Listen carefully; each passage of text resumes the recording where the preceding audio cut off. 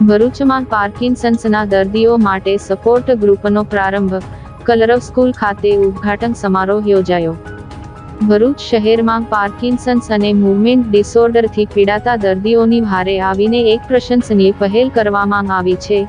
BK Parikh Parkinson's disease and movement disorder society દ્વારા ભરૂચની પ્રતિષ્ઠિત કલરવ સ્કૂલ ના સહયોગથી એક ખાસ પાર્કિન્સન્સ ડિસીઝ સપોર્ટ ગ્રુપનો પ્રારંભ કરવામાં આવ્યો છે.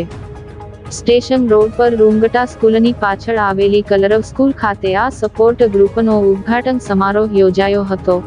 આ પ્રસંગે કલરવ સ્કૂલના ટ્રસ્ટી નીલાબેન મોદી સહિત સંસ્થાના અન્ય હોદ્દેદારો અને સહયોગી સંચાલકો ખાસ ઉપસ્થિત રહ્યા હતા.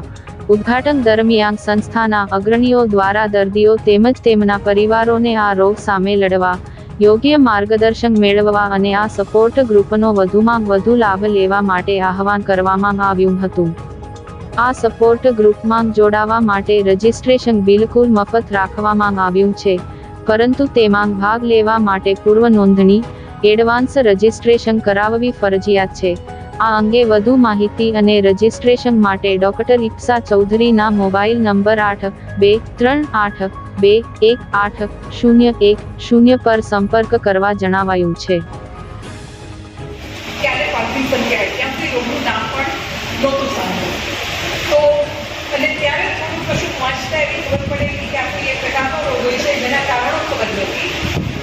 એને માટેની કોઈ એવી દવા નથી કે તમે લો એટલે તમને ન થાય.